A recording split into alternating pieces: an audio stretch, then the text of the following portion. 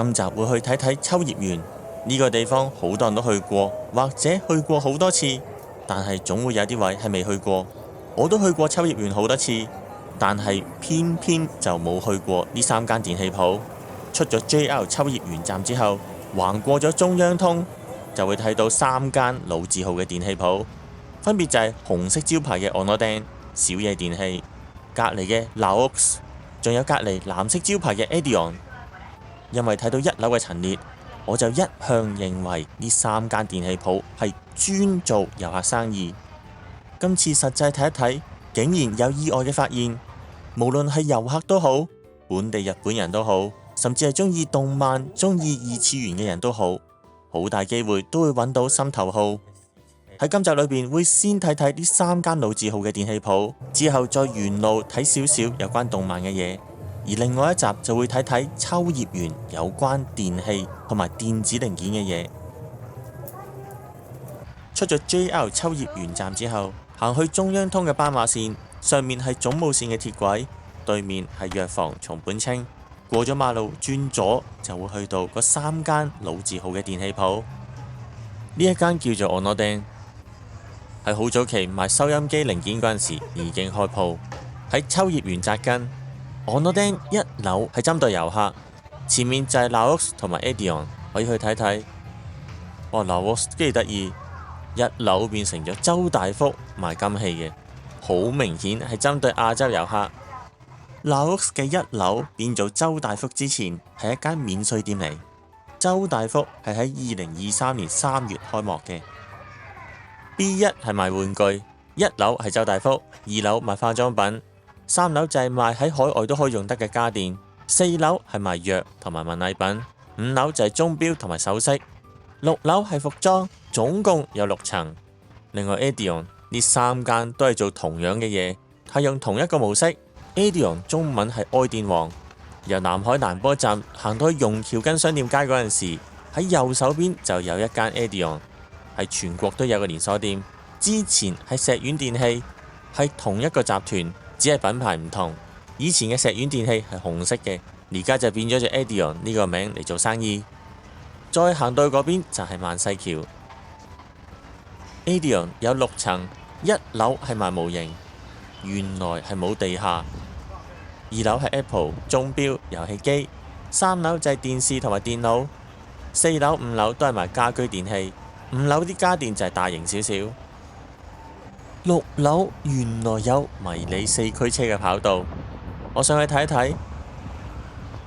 入到 Edion 入邊有一個位係 Tamashii Nations， 有多 robot 雲嘅 figure， 見到上面嘅色軌已經擺咗好多模型喺度。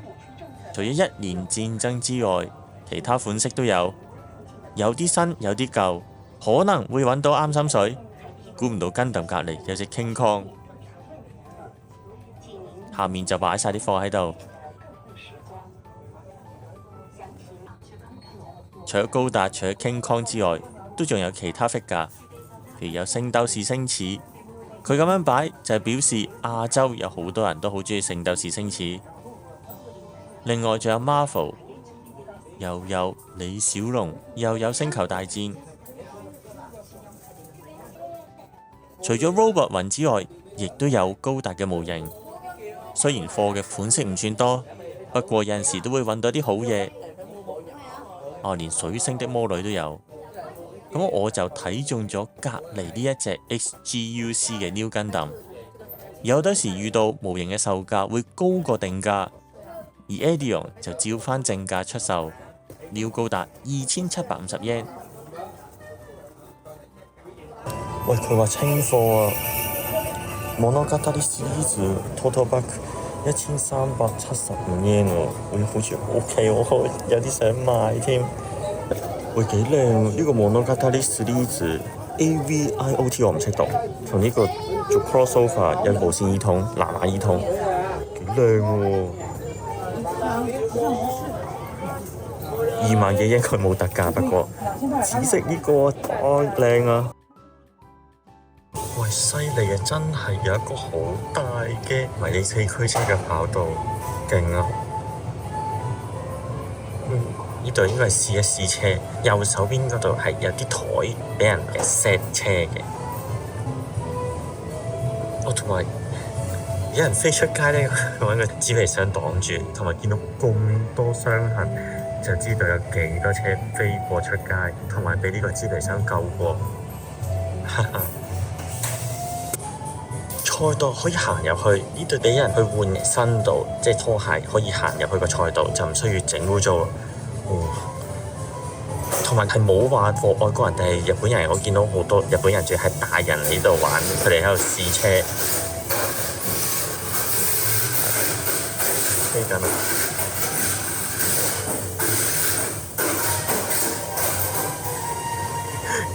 我喺人中之龍之外係冇見過人哋咁樣飛車。呢樣嘅夾公仔機擺門口嘅，喺呢度有 Sumikko 100 yen 啦，100 yen 係啦，呢度寫住100 yen。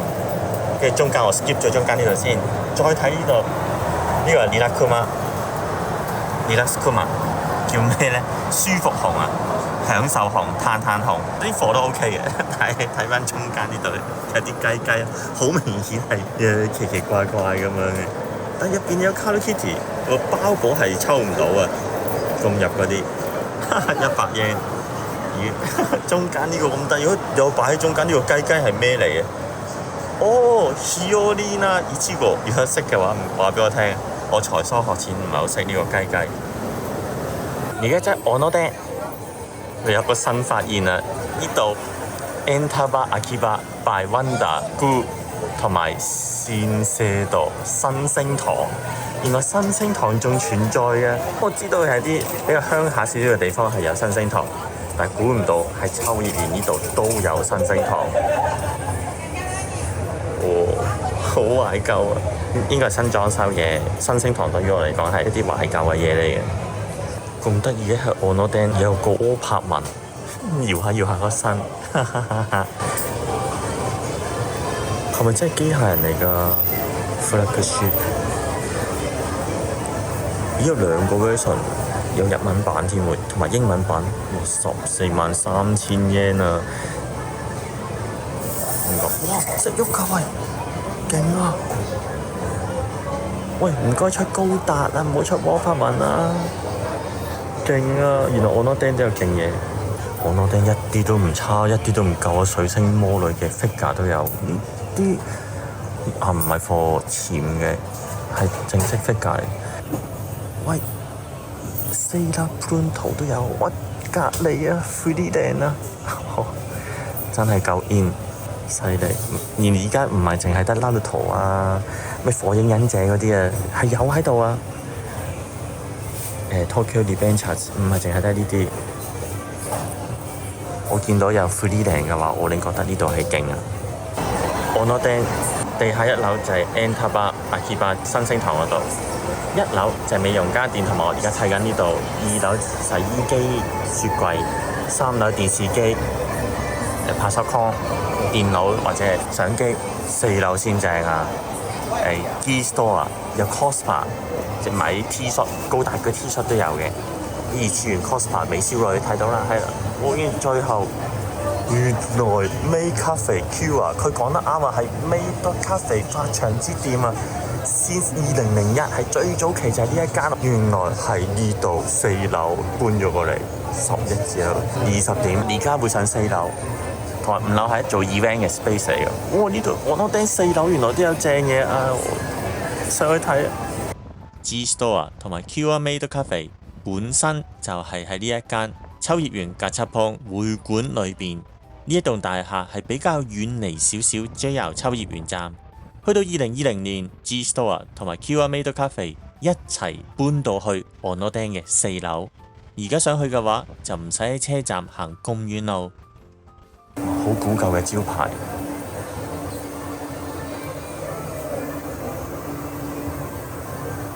但係3樓就唔係咁樣喎，3樓正常啲，現代化少少。頭先嗰個應該係70年代設計嚟嘅。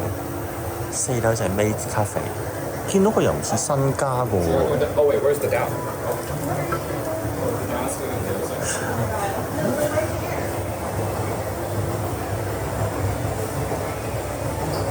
來二次元嘢喺呢一度。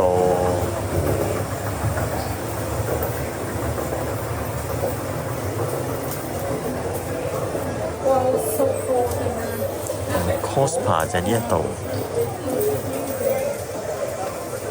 睇到 Cospa。我之前係有去過鋪頭，但係好少見。如果要買嘅話，都想喺網上面買。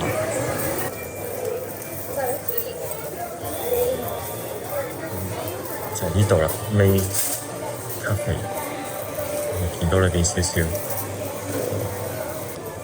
喂，勁啊，唔少嘢啊 ！Pure Made Cafe 同東方 Project 做 crossover， 東方 Project 係識嘅就會知道咩嚟。哇 ，Love Life 都有啊！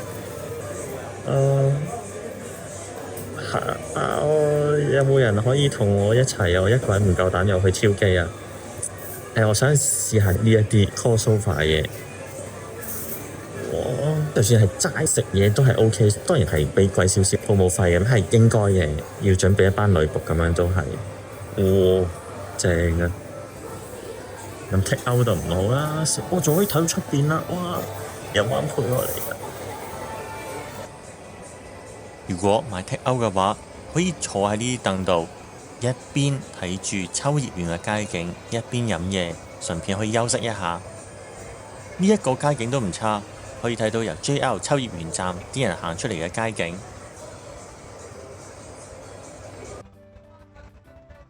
去到另外一邊 Cospa， 呢度有啲香水，而家出精品，連香水都會出賣。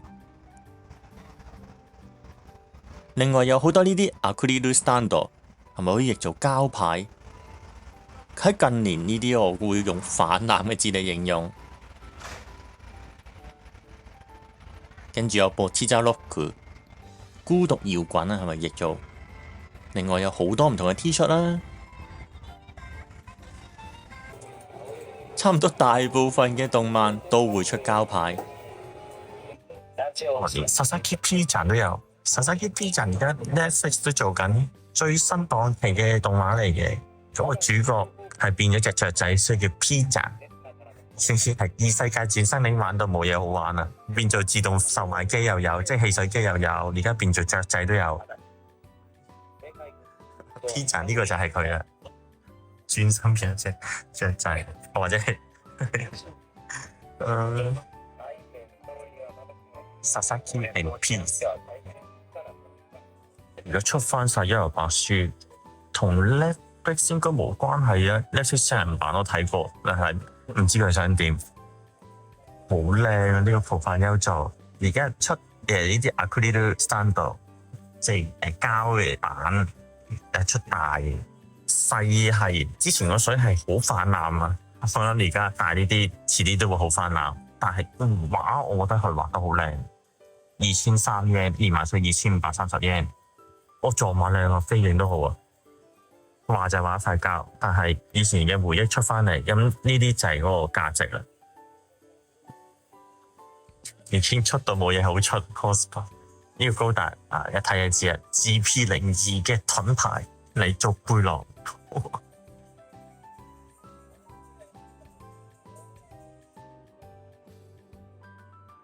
嚟到呢一邊有好多整得好靚嘅 cosplay 校服。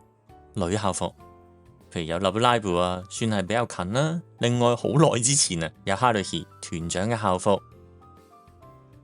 全部都整得好靚，好精細。連最近嘅 Bocchiza Rock 嘅校服都有，同埋睇到少少隔離 Lizero Crossplay 嘅服飾，對於好多人嚟講真係唔知點樣買，叫人哋去整嘅話一定會好貴。咁當然喺呢度買，價錢都唔低。但係價錢可以平少少，同埋品質有一定嘅保證。要着得起呢啲 cosplay 嘅服飾，真係唔簡單。大概睇咗 Onoden 4樓 G Store 裏邊嘅鋪頭，面積都幾大，有好多唔同嘅貨，當然都有好多新款。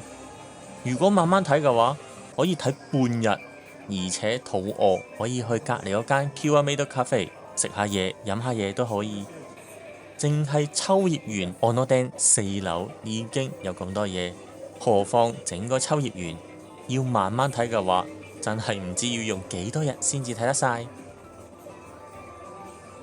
我一向都覺得呢三間 Edion、Laox、Onoden 係全部做外國人生意，仲要係做東亞人嘅生意，或者係東南亞人嘅生意。我頭先入去睇睇，發覺好吸引，完全超出咗想象之外。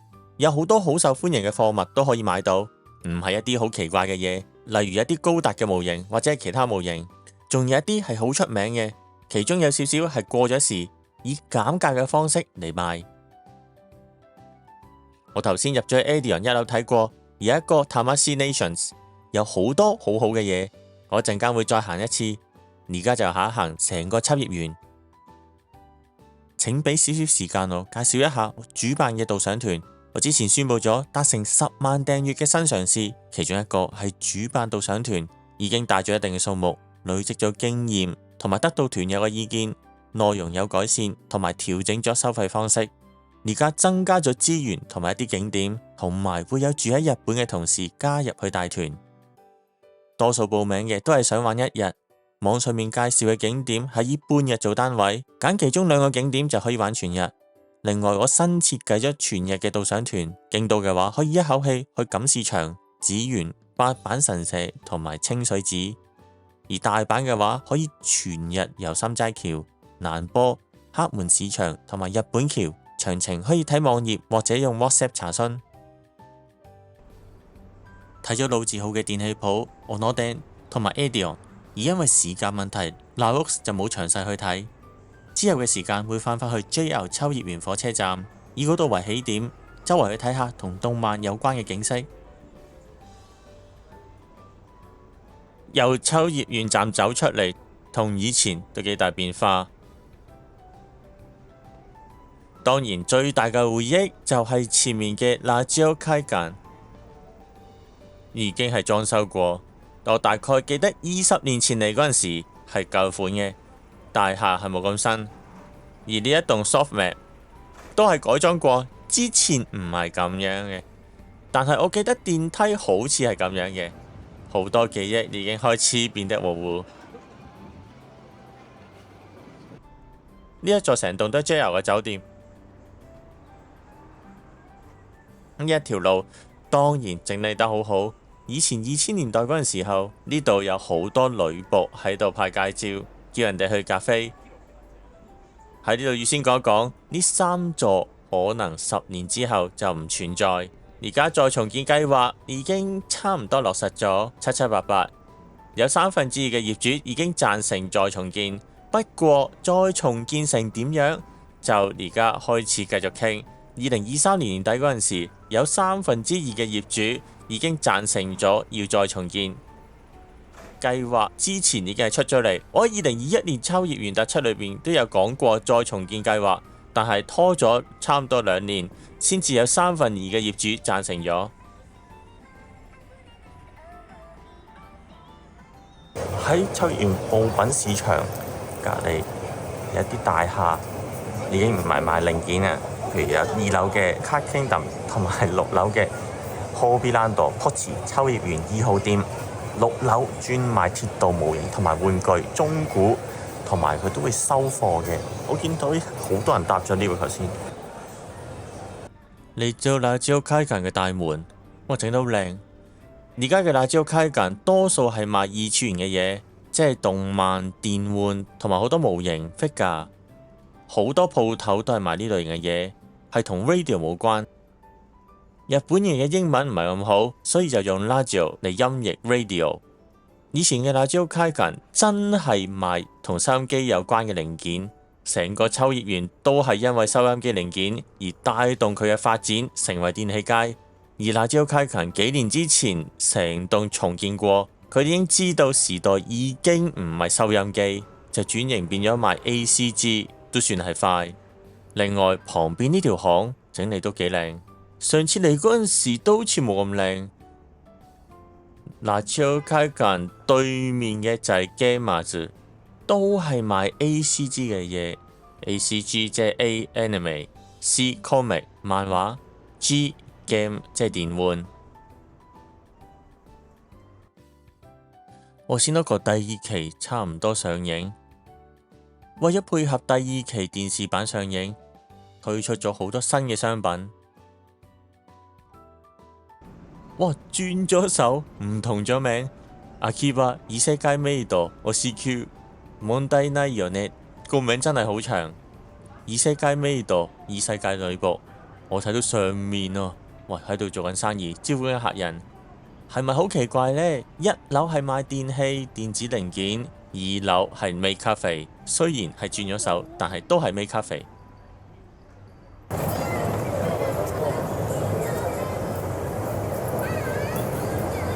呢個角度睇都幾有趣，由電器街嗰度走出嚟，可以見到ラジオ會館收音機會館。呢一座疫情之前成座都係賣玩具嘅，而家就變咗藥房，同埋有少少雜貨。呢度點樣睇都唔係藥啩，有啲似Donkey咁樣。過咗松本清，沿住呢條直路行，再轉右就會睇到呢個風景。嚟到呢個十字路口，前面呢度就係傳單街或者係女僕街。差唔多下晝3點4點打後，就會有啲女僕喺度等間隔咁樣打橫，一個一個喺度派傳單，會喺呢啲地方度企喺度。佢哋會避開鋪頭嘅門口，因為門口會阻住其他人做生意。喺啲空位嗰度，唔係鋪頭嘅位置度，佢哋就企喺度。我見到前面已經有一個企喺度，但係鏡頭就睇得唔係咁清楚。zoom 埋去嗰個招牌下面嗰度都有女僕企喺度。啲叔叔們就接咗傳單之後，去間鋪頭或者係扮接傳單之後，就同個女僕喺度傾偈，唔想走，死纏爛打，有好多呢啲咁嘅事發生。跟住企喺後面嗰個管理嘅大哥就會上前同個叔叔喺度傾偈，問個叔叔你要傾幾耐先至捨得走。街上面有啲警察同埋驅寫咗一份告示，就話唔可以拉客、等客或者揾人去做店員、去做女僕咁樣。如果要派傳單嘅話，就要去麥西橋警察局度申請。所以佢哋就整整齊齊咁樣企喺度，等間隔咁樣企，其實係同警察有關。佢哋要申請先可以企喺度派傳單。如果執到正做嘅話，就係咁樣。呢度就係 Super Potato，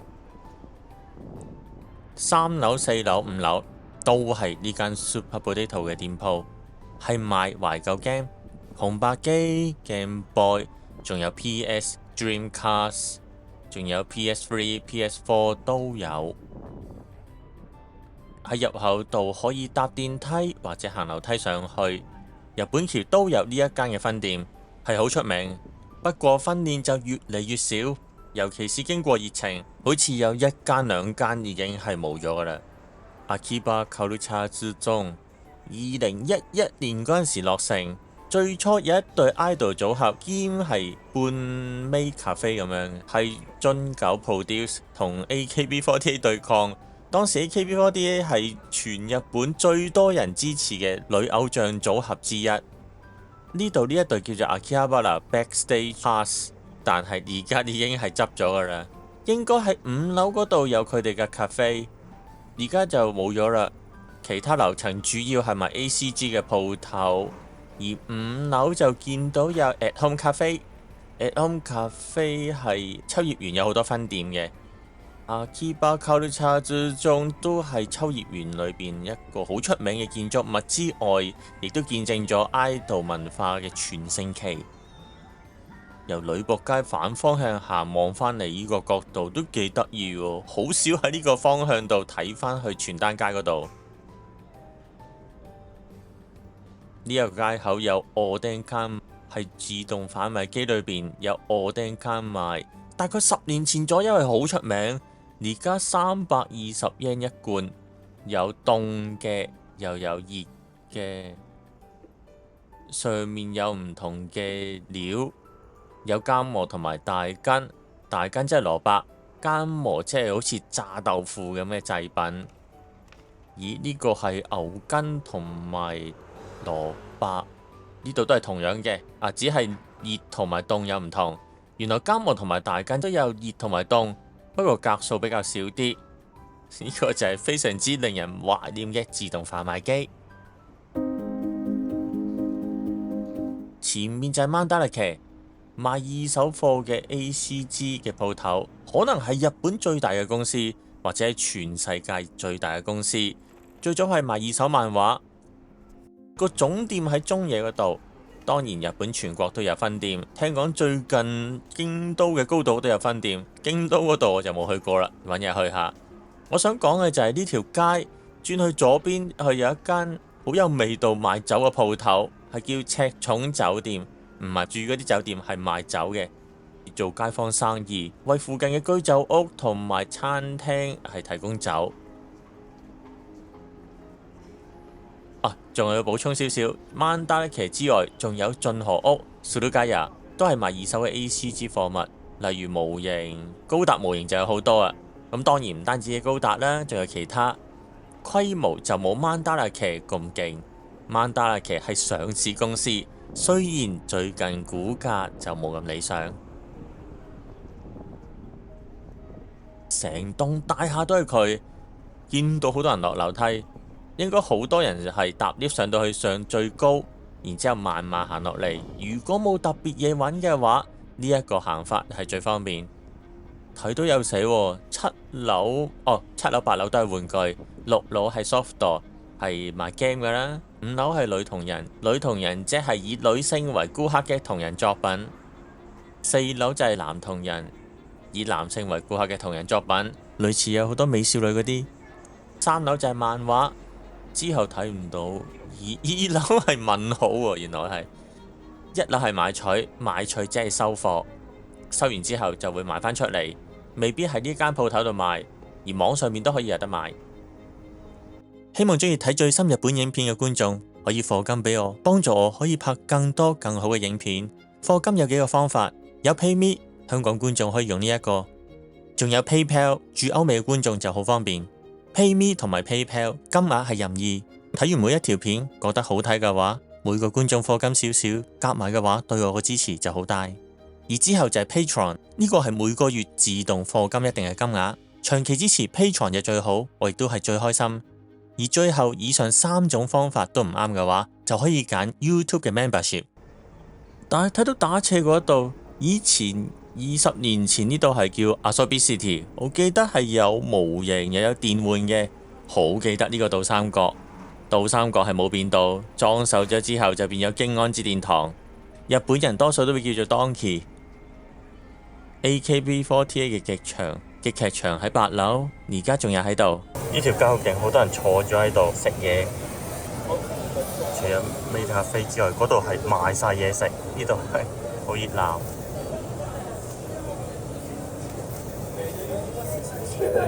喺 Donkey 1樓，我見到牛串600yen，咦好似咁平咁嘅？原來佢唔係和牛嚟嘅，如果係和牛嘅話，神和牛1800yen，松板1900，牛脷就一定冇和牛啊，唔使驚，600yen，哇，大塊1000yen。見到西姐利亞嘅話，就差唔多秋葉原尾嗰度，地區呢就未完嘅，遊客區好多嘢買嘅地方就完嘅。西姐利亞 Liberty。呢度有咩咖啡？咁阿基巴哦呢間都有好多係賣雜貨或者 ACG， 而家變咗好似 Donkey 咁樣。有一間賣舊 game 嘅，睇到千祈唔好以為係抄碟，係佢舊 game 係賣幾多錢嘅。裏邊有好多 game， 我有 Game Boy 帶嘅，N64 GameCube 啊！我呢度唔係賣幾多錢嘅，係收幾多錢嘅。我電視就係播緊 Pokemon， 後面有好多帶，有啲可能係唔得嘅已經。今集睇咗比較近期興旺嘅秋葉原嘅其中一面，有女僕同埋有二次元。作為電器街嘅秋葉原，好多人都好認識。下一集嘅主題可能比較舊啲，就係作為收音機零件集散地嘅秋葉原。第2次世界大戰完結，過咗超過70幾年，收音機同埋電子零件仲未喺秋葉原度消失。